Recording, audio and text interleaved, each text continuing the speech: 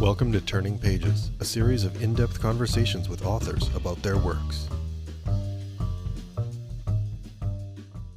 Well, Under Your Skin, a new romance novel written by U of M student Sunny Erezi and Audrey Uzamere Itohan.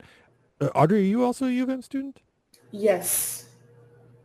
So I guess we'll start there. I mean, how do you find time to write a novel while also, doing schoolwork and living the life of an academic? I mean, it was hard, but there's always balance because I had like classes like just 3 times a week. So the remaining like 4 times a week was write. Like just like you just have to lock in and set a goal that you have to write this many chapters or this many pages in a week, and you just stick to it and it gets done. Yeah. So as co-authors, how do you determine like who does what? Good question. We both know our strengths and we know like the things we do best. So for us, we just found what we could do better than the other and just allocated that to each other. Plus, we lived together, so it was easy to just write down all the scenes that was going to take place in the book. Then we split it. Okay, you take this person's point of view, and you take this person's point of view. Then you write, and we read and like kind of like cross-check it and agree with this, don't agree with this, then agree with what goes into the book, and like edit what doesn't go in. Exactly. How do you determine who does what best? So I just think because I am more of a goofy personality and Audrey is more, calm and soft. She does majorly of the female's POV because she's just more in tune with that. And I am more in tune with, the guys area. So I do majorly the guys' POVs. So it's interesting to hear about this kind of dynamic because reading the book, obviously there's a relationship between Amara, the central female character, and her roommate Kadia. And is there kind of like a little bit of the two of you in their dynamic?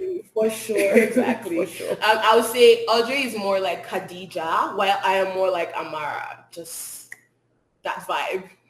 So it was easy to translate that into the book and just show that kind of friendship that translates from our type of friendship.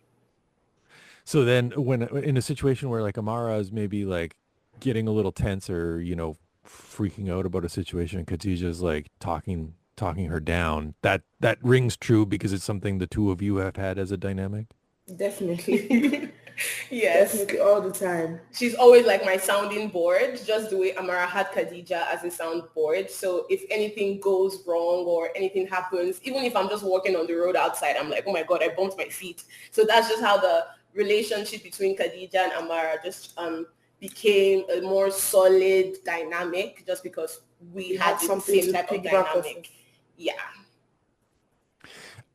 How important was it then to like populate this world with like friends or like other people and not just the two central characters? Like how much thought did you give to kind of like how true these people are and what role they play in Ladi and Amara's lives?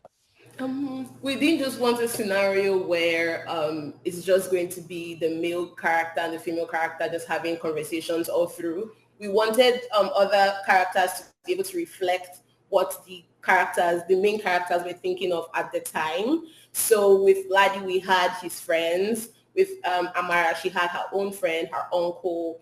Ladi also had his auntie that he usually speaks to about certain issues. But yeah, just having that soundboard just so they know that whatever is going on around them is not just in their head, and just having people to talk to about it was very important to us. So that was majorly why we looked for integrating more friendships and more characters than we normally would have done. Yeah. So what is both of your relationships to romance novels? Like, are you both like voracious readers, or like what's the genre mean to you? Definitely. I'm an English major, so romance has always been part of my life. I've been writing since I was like in high school, where I had like little resources and I had to give like my friends and like teachers to just read and give me like back feedback. But like, yeah, I have been a religious romance reader all my life because I had an older sister who was into that and I was always following my older sister's footsteps. So I got into romance novels pretty early in life. Yeah. Sunny, you? I believe I am a sucker for love. I have seen every reality TV show about love. I'm not really into romance movies, but if it's like reality, I'm majorly into observation, just observing how two people come together and find whatever love looks like to them.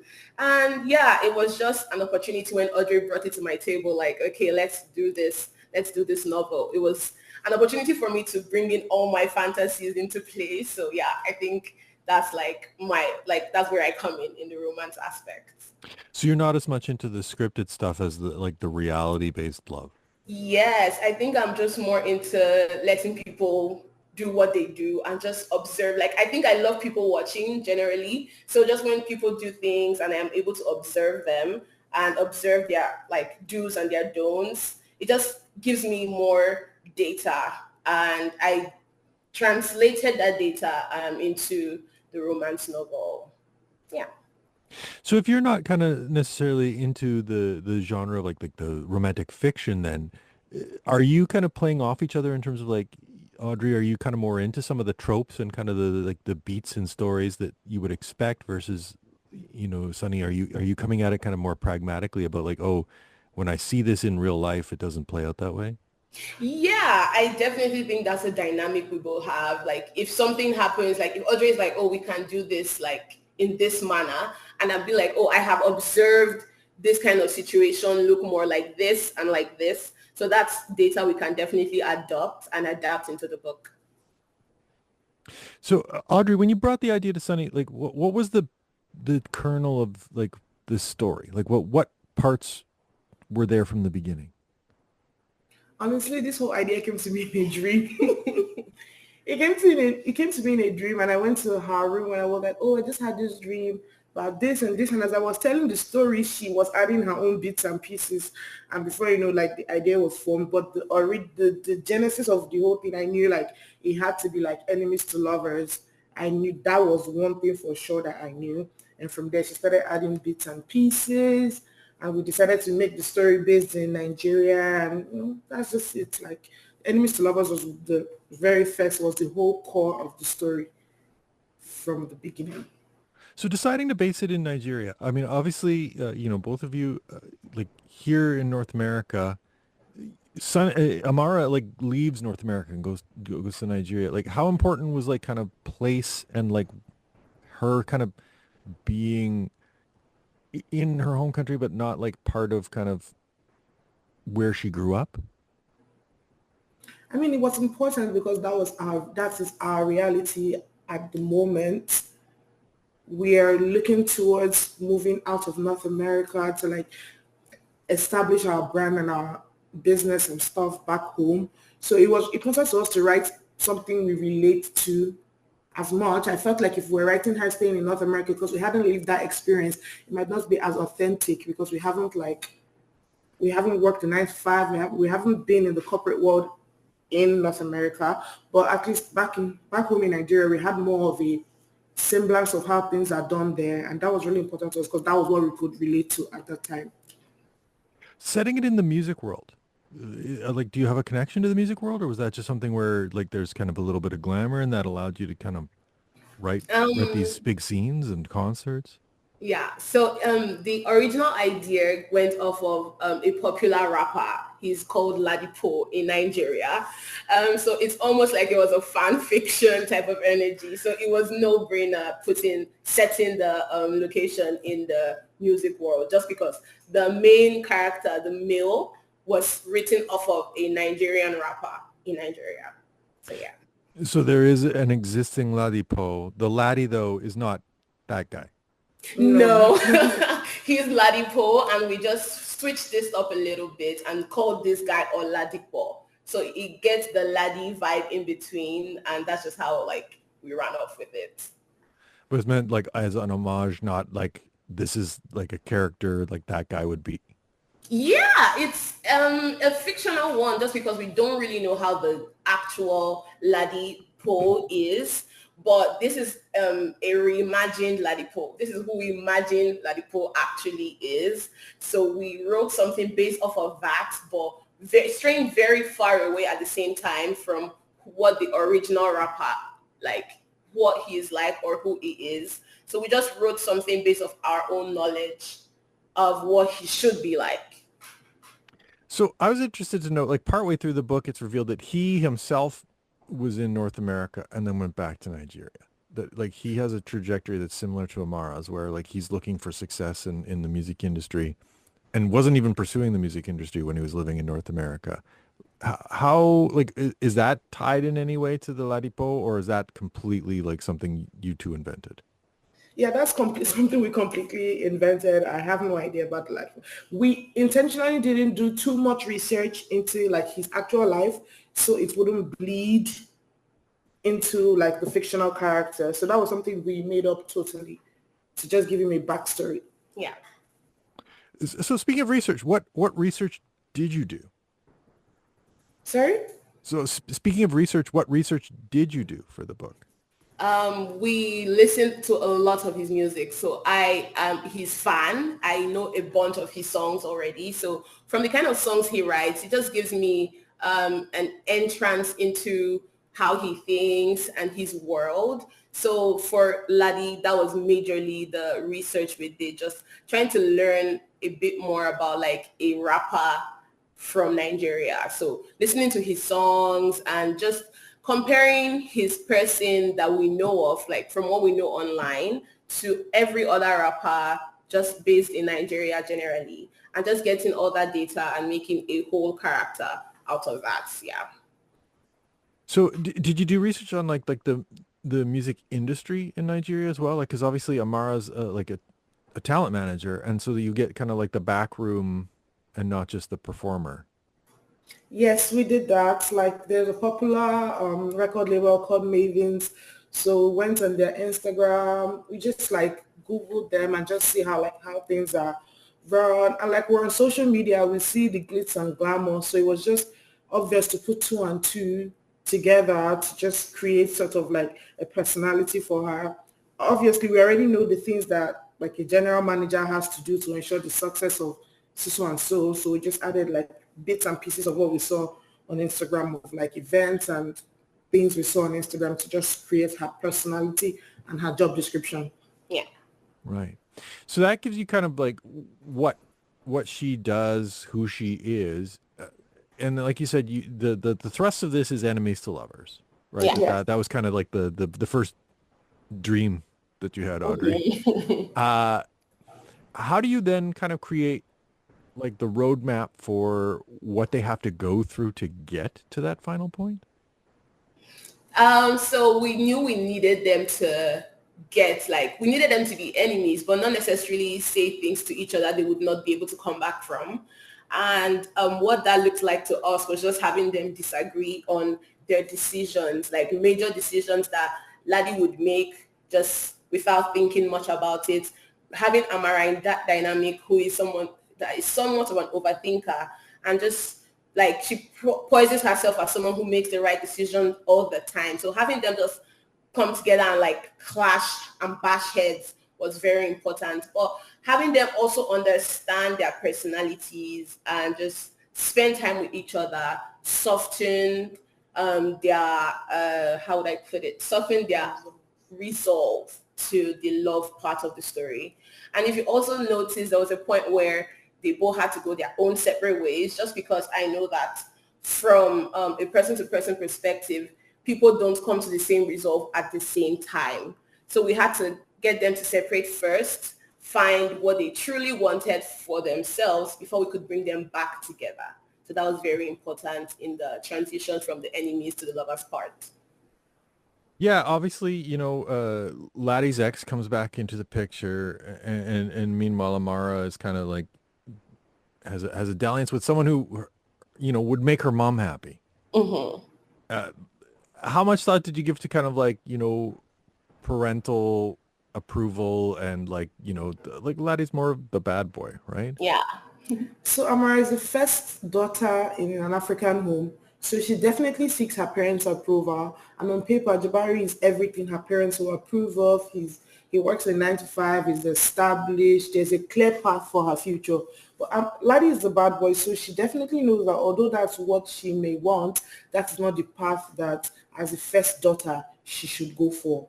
So there's this sort of push and pull with her. She decides to give in to Jabari, but her heart is not there. She knows that that may be what is on paper and that may be what her parents and society approves of, but genuinely that's not what she wants. So there's this like back and forth between what she wants and what she should want. Yeah. Yeah, there's also kind of like she has, she stops herself kind of like you said, she's a thinker. She analyzes things that like she at some point is like, I'm a feminist. Why am I like attracted to this guy who behaves like this? Yeah.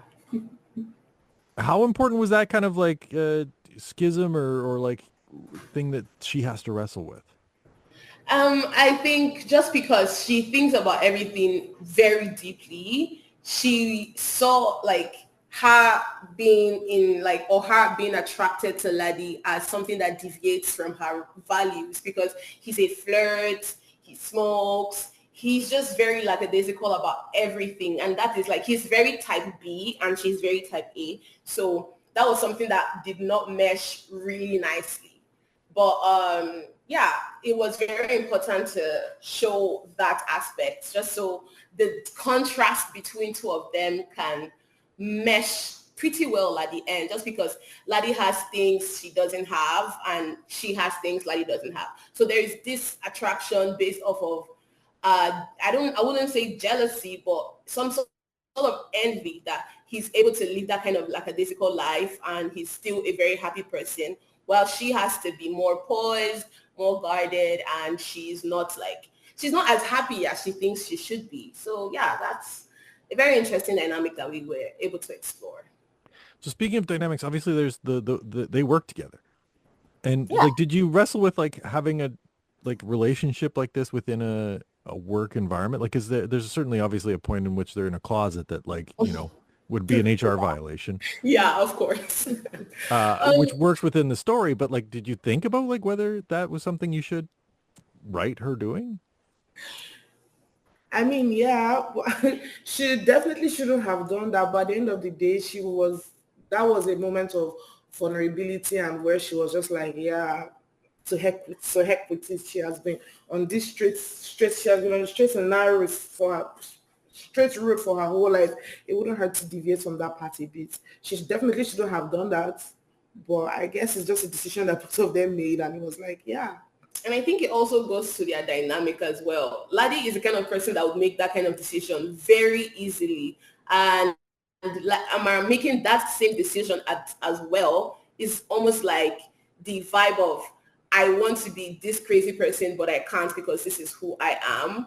But just that dynamic with Laddie and just having her just being able to chill sometimes and just be vulnerable sometimes just happened that the vulnerability was in the closet at work. So yeah.